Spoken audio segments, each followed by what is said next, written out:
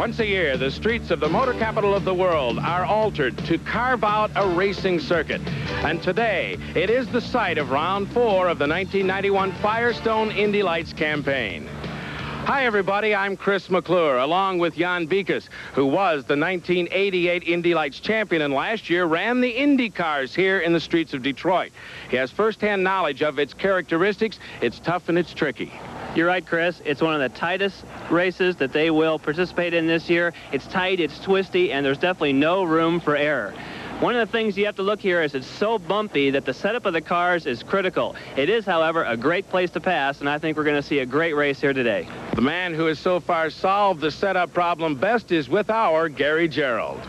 Well, Chris, it's not the first time, of course, that Eric Bachelard has started from the pole this year. He started from the pole at Long Beach. He dominated that event.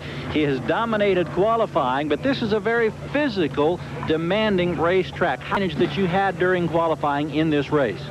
Yeah, that's true. This is a very physical track, you know, especially in this condition. It's very humid, and so we lost a lot of water during the race. And so, you know, my car is running very well, and I think I hope with a safe start and I can have an advantage at the first lap and try to control the race. Looking for his second victory of the year on the streets of Detroit, just about ready to fire it up. Chris? Thanks, Gary Gerald. The day started out bright and sunny, but a heavy overcast has been rolling in over Detroit over the last couple of hours. The temperature is still in the low 80s. There's a bit of a breeze and a chance of some rain, but right now the racetrack is dry. We're very close to the start of the race here in Detroit. A lot of dignitaries gathered around the head of the grid. This is David Kem of Conoco North America. And now, with those most famous of all racing instructions, his wife, Judith Raines. Gentlemen, start your Buick engines. And with those words, the engines do indeed begin to fire along the banks of the Detroit River. We're ready for action. Let's take a look at the point standings coming into this race. So far in the championship, two-time winner Robbie Groff leads it with 55 points. Eric Bachelard, the man on pole here in Detroit, just 3 points adrift of him right now. That's a pretty good 1-2 battle. Third place belongs to last year's Rookie of the Year, Mark Smith, with 36. Then Frank Frion, the first-year man from France, and Robbie Buell. Both of those guys could certainly use a win to keep contact with the group ahead of them. With the command having been given, the engines have fired and the cars are rolling through the streets of Detroit, warming up the tires. Robbie Buell, the number 4 entry, the Racing for Kids entry, a local fellow, as we go on board with him, would like nothing better than to win before the home fans. He's starting way back. Let's take a look at the grid. On the pole, his second of the year, number 1. Sponsored by Toshiba, it's Eric Bachelard. Flanking him on the outside, Milkhouse Cheese on the side of the car, the number 8 machine of Johnny O'Connell. Second row on the inside, number 27, Frank Frion, the Aldous Pacemaker entry from Frion Racing. Number 21, P.J. Jones on the outside of row 2, the American Racing Wheels sponsorship. And Brian Till on the inside of row number 3. The car is number 24. Sisapa Record Company is on the side. Number 9, Tommy Burns, Say No to Drugs, PIG Racing on the outside. And then in row number 4, Mark Smith, last year's Rookie of the Year, Evergreen Aviation, number 7. Outside of him, number 2, John Marconi, the Herbalife car that was 5th at Milwaukee. Inside of row number 5, Racing for Kids, fail-safe car, number 4 of Robbie Buell. Number 6, David Coudray flanks him in the Bradley Food Marts car. And the inside of row number 6, Robbie Groff in the Northwest Excavating automobile. And number 64, Roberto Quintanilla, Transportes Quintanilla, is the major sponsor. Number 26, Mike Snow on the inside of row number 7, another Bradley Food Marts automobile. And number 89, Bob Reed in the closed-time Ingersoll Rand car on the outside. The last row number 8. Number 65, Sandy Dells in the Sandy Dells racing car. And number 12, Jeff Davis, sponsored by his company, Van K Wheels. Warming the tires, last-minute preparation still underway for all of the runners in the Indy Lights event upcoming. The green flag just a moment away. It's going to be a tough challenge, Jan Beekes. What's the course like? The Detroit circuit is laid out on the actual streets of downtown Detroit. It's 2.5 miles long, has 17 predominantly left-hand turns, most of which are sharp 90-degree bends. It requires lots of hard braking and hard acceleration, which makes it a very challenging circuit for these Firestone Indy Lights. 2 turns in about a quarter mile from the anticipated green flag as the field begins to bunch up. Eric Bacalard in front as we go on board with him. The man on the pole on his hip is the number 8 car of Johnny O'Connell. This is the straightaway. He's looking up to his left for a green flag.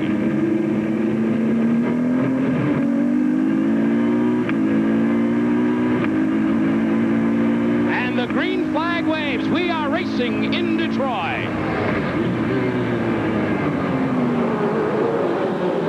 Into turn 1 and 2, Bacalard hung on to the lead, but quickly up to the 2nd position in the black car is P.J. Jones from his 4th spot on the starting grid.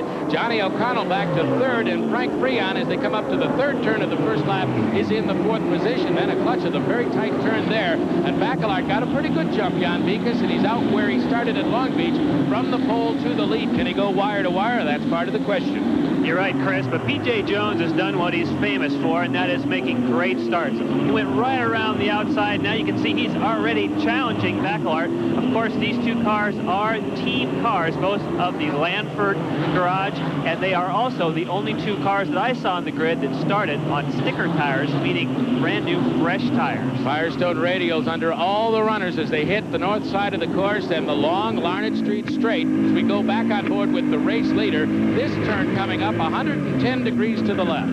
You're right. It's one of the most difficult turns on the track, not because of the turn, but because of the braking area. It's very difficult to pick a braking point on the street circuit because there's no frame of reference other than a little board on the right-hand side that tells you how many hundreds of feet until the turn. And through the hairpin. Can't win a race in that very, very slow corner, but you can lose it there as they go into the Goodyear Tunnel. Here comes Eric Bacalard. He's got about 3 car lengths on his teammate P.J. Jones. Shades of Long Beach already. It was a 1-2 battle up front for them in that race until late in the going. P.J. broke. You're right. This is a mirror image, except for the fact that Johnny O'Connell is running very well here. He has a lot of experience in all forms of racing, and they're looking for him in a good run in the Milkhouse car here this weekend. He's in 3rd. That's number 27, Frank Freon, in the 4th position. And then Tommy Byrne, Brian Till, and Robbie Buell. Those are the top 7 runners. The battle continues in the streets of Detroit, and we'll be back with it in a moment. Presented by PPG, Firestone Indy Lights Racing, powered by Buick, is brought to you by Firestone Tires, official sponsor of the 1992 U.S. Olympic team. By Quaker State, the Big Q is one tough motor oil. And by Smooth Busch Beer and easy drinking Busch Light. The thinking that went into your Firestone tires took a lot of different tracks. At the toughest tracks in the country, Firestone Firehawk tires take on all sorts of competition. We race a lot, we learn a lot, and it all goes into every Firestone tire we make. Check out our full line of Firestone Firehawk performance tires. We've got one for you.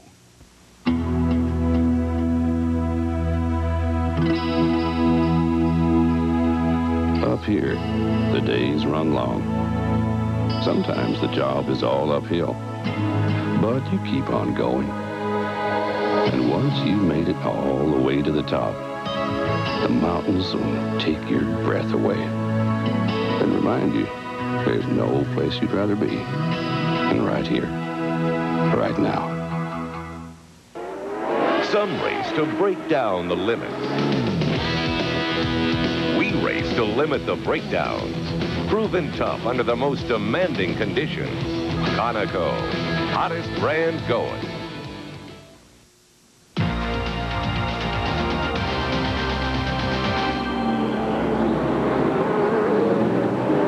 In the streets of Detroit for the Firestone Indy Lights. Those are the cars in 1st and 2nd position. Bacalard and P.J. Jones, Johnny O'Connell 3rd, Frank Freon and Tommy Byrne round out the top 5. And it is a very close group of 5 cars. No one can afford, Jan Beekes, any kind of a mistake right here. Also joining the fray in contact is Brian Till in the 6th position. What's great to see here, Chris, is how close they're all running together. Because in qualifying, people just were saying, how can we possibly keep up with the Lanford team? They have so much speed on everyone, but it appears as though they have found something, and we're going to have a tight race right through the field. That whole serial is tailed right now, the top 6 by number 24, the Sisapa Records car of Brian Till, and it looked like he lost a little on the straightaway. We'll see. This is the longest straightaway in front of the grandstand and the pits. Whether he drops back there, if there is a top-end problem with the car, he's in trouble in only one part on the course, but we don't know the full answer to that yet. Brian Till into turns 1 and 2, and he did drop back a little bit, and now very loose off turn number 2, may have a handling problem. Our eye in the sky today is being provided by the fine folks at the CRM Group of Melbourne, Florida. Under the Goodyear Tunnel once again as we have the overhead shot. There is Eric Bacalard, and now the top 2 look like they might be breaking away just a little bit from Johnny O'Connell. O'Connell in your frame there, and they're on the front straightaway. The exit, and about 6 car lengths between first and second, another 8 or so back to third. That's O'Connell, and then Frank Freon. So 2 serials of 2 at the moment. It's stringing out very slowly, but beginning to break off and string out, Jan. You know, when we had that overhead shot, you could actually see P.J. Jones lose a couple car lengths coming off that turn. We're back now with Johnny O'Connell and Frank Freon. Johnny O'Connell hopes to be able to start performing for this new team, and he so far this weekend's been looking great. And number 2, that is John Marconi in the number 2 machine, who has spun out and is up near Cobo. That's that 110-degree turn, Jan Beekes, and he looped it around. Don't know if he hit anything, but he needs help to get her going again. Frank Freon moving down in turn number 1 to challenge Johnny O'Connell for the 3rd spot, and O'Connell turns it all the way around and touches perhaps with the right front wing as he tried to battle Frank Freon through turns 1 and 2. Freon gets the position, and O'Connell, you see there, is backward just after turn 2 in front of the grandstand. Well, that was one of those positions to where Frank Freon had the corner and Johnny just didn't want to give it to him. It's a shame, and of course there's no onboard starters here. And so he's trying to get underway. Meantime, up front, Eric Bacalard still in number 1. This is the pass right here, and you see O'Connell just caught outside and got caught out. Well, actually, the pass took place earlier. Frank Freon had the turn, and Johnny decided he was going to try and run too wide. And unfortunately, there was just no grip out there, and Johnny actually did a great job of keeping it off the wall. First place belongs to Bacalard, then P.J. Jones, Frank Freon, Tommy Byrne, Brian Till is the 5th place runner. Robbie Buell, David Kudrave, and Robbie Groff takes us up to 8th. Then Roberto Quintanilla and Mike Snow for the top 10 in Detroit. Introducing Ed Boyle's Ford Mercury's all-new Volume Fleet Center. New Ford cars and trucks at fleet prices. Why pay more? Save thousands at Ed Boyle's Ford Mercury. Now through Monday, we've dropped our fleet prices even lower. Drive a 91 Ranger pickup for only $119 per month. $119 per month. We sell thousands of cars and trucks from coast to coast. Now through Monday only, special introductory fleet prices. Call 659-0056. We'll even come to your home or office. Ed Boyle's Ford Mercury's all-new Volume Fleet Center. Know what you can do with everything taking up extra space in your home or office? Stuff it. Know what you can do with that antique car that's taking up extra space in your garage? Stuff it. Know what you can do with everything taking up extra space in your apartment? Stuff it. Stuff it, a store all for only $5. Call 1-800-WE-STORE today. Stand the heat. Get off the track. The action on the IMSA circuit is smoking. Find out who's cooking at the Camel Continental 8. Live from Watkins Glen, Sunday afternoon on ESPN.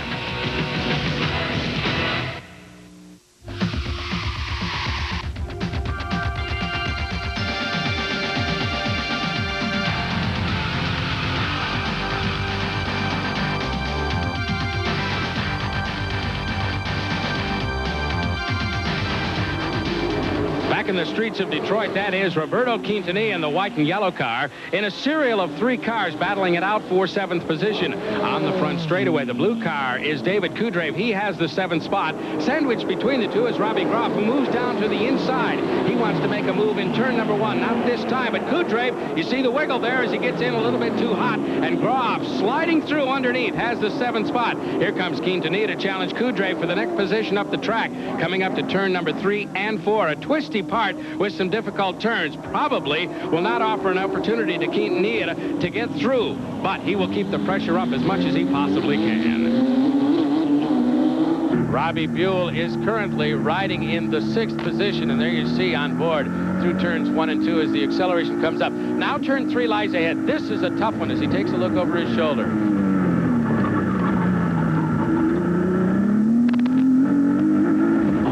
Back up with the leader, Chris, but as we just got out of that in-car, he was turning the wheel more than he should have. I think he's got a lot of push right now.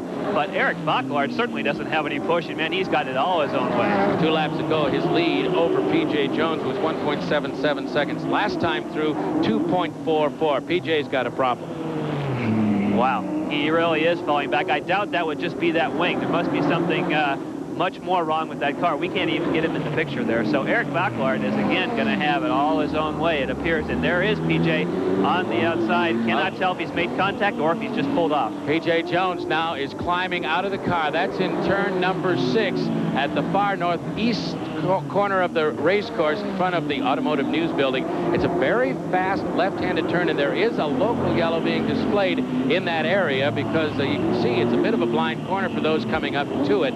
But P.J. Jones, running solidly in 2nd place, falling back a little bit, has now put it off in turn number 6 and apparently is done for the day. The bright orange livery of the number 9 car, piloted here in Detroit by Tommy Byrne, 10 times a winner in Indy Lights competition, currently running in 3rd position, about 8.5 seconds adrift of the leader, Eric Bachelard. Beautiful, beautiful car. All of them are. The teams are very proud of the appearance of their machines in this series, and it's no accident. They're helped by one of the top sponsors of the series. Gary Gerald has that story. The cars in the Indy Lights series have always been very colorful, but in the 1991 season, the paint schemes have become even more spectacular, thanks to the folks at PPG. This year, PPG's picked out 55 bright and bold Deltron acrylic urethane colors for use in this series. What we're looking at is durability and color trends for the whole country in terms of the car owner, and that's what the spectator gets when we get to showcase these colors and use them in a series like the Indy Lights. This year, there's added incentive for the teams that use the PPG color schemes. At each one of the racing events, each one of the cars is judged and awarded points accordingly. And at the end of the season, the car with the highest point total will be the recipient of the PPG Spectacular Finish Award of $5,000. Thanks, Gary Gerald. Pretty colorful scheme in the number 26 car, that of Mike Snow as well, with those PPG paints that they apply. He's currently running in the 9th position, so he's picked up on about 4 spots. A fellow that had a practice crash, a testing crash in Milwaukee a little over a month ago and sat out the Milwaukee race back into action. He's a veteran of Indy Lights running and is going to break through one of these days. He's struggled the last year or so. Charging the line as we go on board with Eric Bachelard. Well, you can see, Chris, that he may be leading the race, but he's really driving hard. This is one of the greatest shots we have seen. You can really get a feel for the bumps here. He brakes right into the apex, back out again. He's coming back up to a right-hander, hard on the brakes, back on the power. This is a very hard place to get the power down because of the bumps. Look at his helmet. Jump around all over the place. He's going to climb on the brakes here and come back down, make a left. Boom, right back on the brakes, another left. And now we're coming into a section that they have repaved, which is much better. It's making this right sweeping turn. This used to be diabolical last year in an Indy car. Now it's much smoother. It's not very smooth, but much better than last year. Gary Gerald standing by in the pits. Chris, P.J. Jones has made that long distance walk back into the pits to talk with the crew. Great disappointment, particularly after such a terrific start. Yeah, start was good. You know, I was just trying to get by Eric about the 2nd lap, and I was down underneath him. He kind of moved over. You know, maybe I should have been there, maybe I shouldn't have been. And it just nicked the front wing and twisted it up, and then about 2 or 3 laps, or when I crashed, the corner before it wouldn't turn, and then I came down that long, fast straight, it wouldn't turn, so maybe the front wing changed angles or something, or fell off, I don't know, but I was in the fast portion of the course, and it just wouldn't turn, and I went right straight in the wall. Chris? Thank you, Gary Gerald. High above in the helicopter, the final 2 turns of the Detroit circuit, and race leader Eric Bachelard looking squarely into the teeth of 3,000 feet of straightaway pavement. He leads by a comfortable margin, followed by Frank Freon and Tommy Byrne. They're the top 3. More from Detroit in just a moment. If you can't wait, you need the News Weekly of Motoring Auto Week. If you can't wait for driving impressions, get Auto Week. Auto Week drives them all and tells you about them first. If you can't wait for car news, get Auto Week. Auto Week covers it all. The great old cars, the auto shows. Auto Week's columnists are controversial and fast. And if you can't wait for racing news, get the News Weekly of Motoring. Auto Week races to bring you the winningest coverage first. If you can't wait, get Auto Week, the News Weekly of Motoring, now. Call 1-800-828-4100 for a full year. 52 issues at the special TV price of $19.95. Just 38 cents an issue. Save $80 off the cover price. You've thought about it. Stop waiting. Do it now. Call 1-800-828-4100 for the News Weekly of Motoring.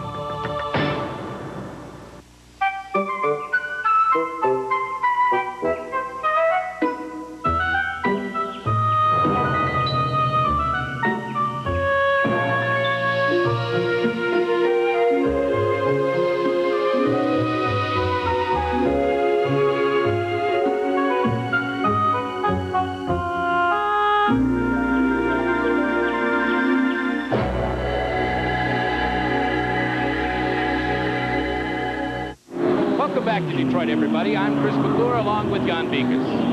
Last year's Indy Lights Rookie of the Year, number 7, Evergreen Aviation's Mark Smith. You know, he was in the pits earlier on, lost a lot of spots, Jan, but now he's climbing his way back through the field. He's in the top 10, 9th as a matter of fact. Yeah, the Evergreen team is one of the most professional teams you see on the circuit. They have all the right stuff. They've got a spare car. They do a lot of testing, and Mark is giving it everything he has to catch up.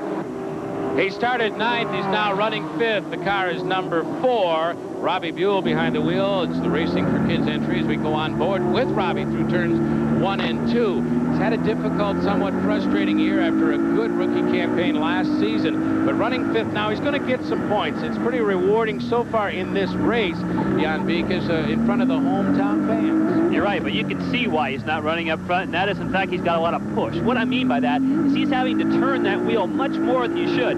Sure, you turn the wheel left or right to negotiate the turns, but he has to really turn it a lot, meaning the front tires are sliding. Right there, that's much more than you should have to use. One thing about Robbie Buell, you know, he is trying to collect points, like you say, but he's a winner regardless here in Detroit. They've raised $75,000 for Racing for Kids.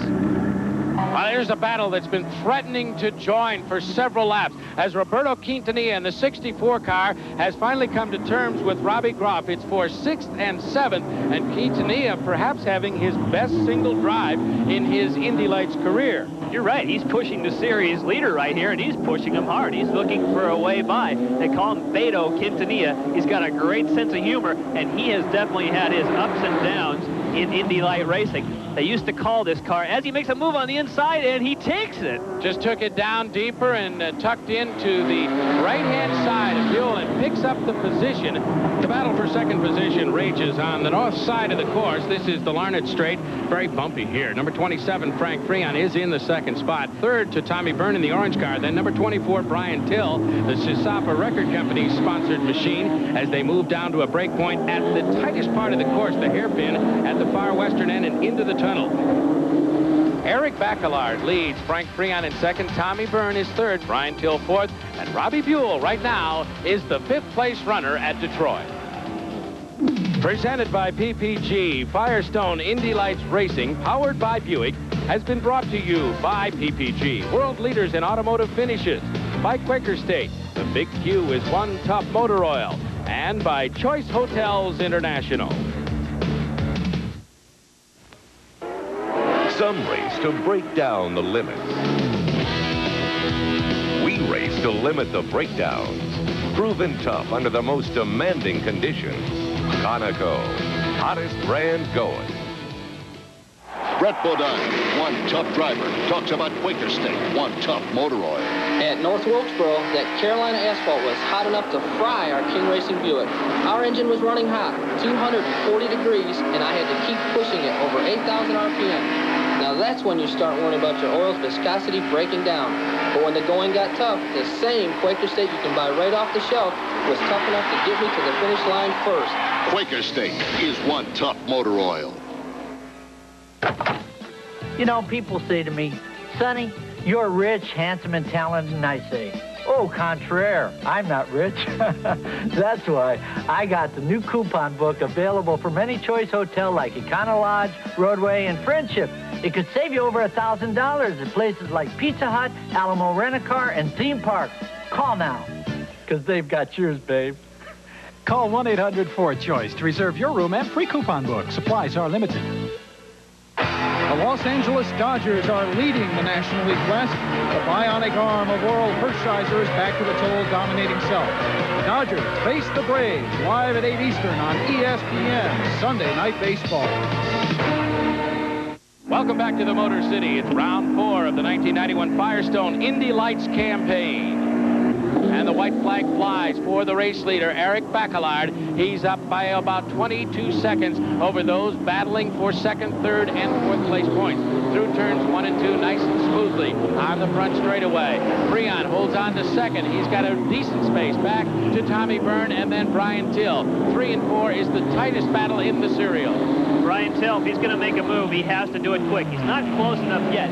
He's really going to have to go for it on the last lap to be able to put that move on Tommy Byrne. Tommy Byrne is not a guy you get by easily, so Brian is really going to have to stay in here tight and maybe save it for the last corner, Chris. Well, he's used to, in his Indy Lights career, to having his mirrors full of folks. He doesn't succumb easily to pressure, and he doesn't make mistakes easily. Tommy Byrne, a veteran, he's won 10 of these events in the course of his career. He's very, very good at it. He's on the Congress S. Till now takes a look down to the inside. It's not there. He tucks back in single file, and now he tries it on the other side, and they bang wheels, and both of them slide to the outside. Both will be able to continue. Can Till accelerate and hold on to the position? Tommy Byrne unable to get a straight line with the car. Something is broken in that car. Boy, I thought we were going to have a drag race there. I thought that was going to be side by side down the straightaway, but unfortunately, Tommy Byrne, something's broke on the car. One more look at the incident. We see Till, he moves left to right behind Byrne and tries to squeeze in under in a very tight turn. Byrne took the usual race line, ran out of real estate, turned it in, and that's when Till collected him.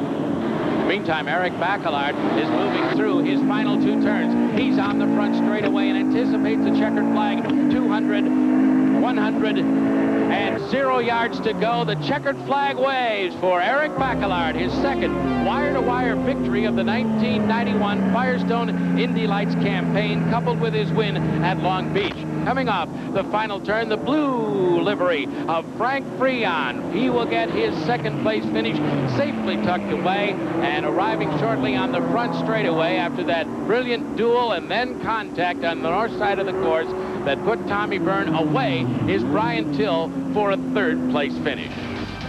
Firestone Indy Light Racing now has 2 two-time winners in the 1991 campaign. Robbie Groff had done it on the ovals, Eric Bacalard twice on the street, and it's a 1-2 battle between them for the championship with a lot of the season still ahead. Let's go down and talk with the winner. Gary Gerald is there. Well, Chris, here he is, the man who's done it again. The streets of Long Beach wire to wire, now the streets of Detroit the same. What was the toughest problem for you in this event today that looked like you just handled so beautifully? Yeah, my car was perfect. Nothing to do, nothing to say about it. The brakes were great always. The handling was great always. I was just scared a little bit when I saw PG just behind me, just at the beginning, because I know it's strong. And I thought if it's the same race as Long Beach, it will be tough for me. And then I don't know what happens to him. It just stopped, and then I control the race, and I try to keep a good rhythm, to stay concentrated, and it was not so difficult. It was just great. We congratulate you on a superb drive in Detroit. Thank you very much. Chris? With victory here in Detroit, Eric Bacalard has leaped to the top of the board in terms of the championship points after 4 events. He is now 9 in front of Robbie Groff as you take a look at the top 5 for 1991. On behalf of my colleagues, Jan Beekes and Gary Gerald, this is Chris McClure. So long from Detroit.